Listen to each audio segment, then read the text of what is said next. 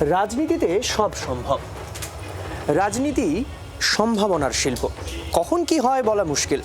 ঠিক যেমন এনসিপিআই আর কালীঘাটপন্থী তৃণমূলের মধ্যে হচ্ছে, দু দলই বলছে আমার দল ভারী। এ দল বলছে ওই সাংসদরা আমার দলে, আর পাল্টা আবার কুণাল ঘোষ বা কালীঘাটপন্থী তৃণমূলের পক্ষ থেকে দাবি করা হচ্ছে অমুক সাংসদরা আমাদের দলে। আসলে কে যে কার দলে তা বোঝা মুশকিল।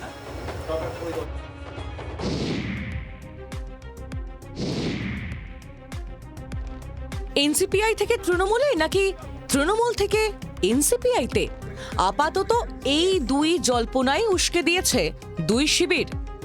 আমরা সব সময় কিন্তু 20 জন একসঙ্গে আছি, এবং যে কথাটা পোস্টে আপনারা বলছেন আরো দু একজন সাংসদ তারাও আমাদের সঙ্গে কিন্তু যোগাযোগে আছেন। সূত্রের খবর, কালীঘাট ছেড়ে এনসিপিআই এ যোগ দিচ্ছেন আরও দুই সাংসদ।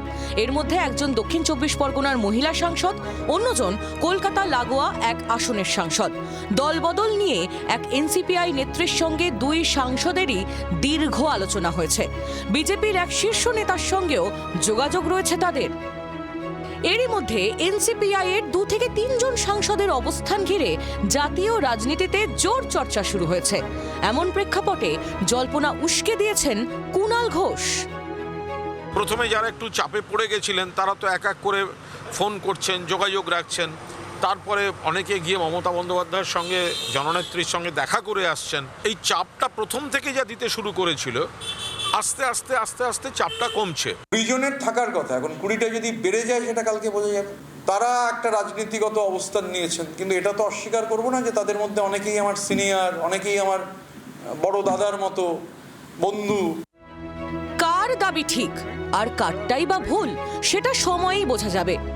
বুক ঠুকে যে দাবি কাকলি কুণালরা করছেন, সেটার দুধ কা দুধ পানি কা পানি হয়ে যাবে সাংসদ বিধায়করা ফের শিবির বদলালেই। তবে এখনো পর্যন্ত যা পরিস্থিতি, তাতে হাতে পেন্সিল ছাড়া মমতা বন্দ্যোপাধ্যায়ের আর বেশি কিছু নেই। রাজীব চক্রবর্তীর রিপোর্ট, জি 24 ঘন্টা। বাংলার আওয়াজ, বাঙালির আবেগ, জি 24 ঘন্টা।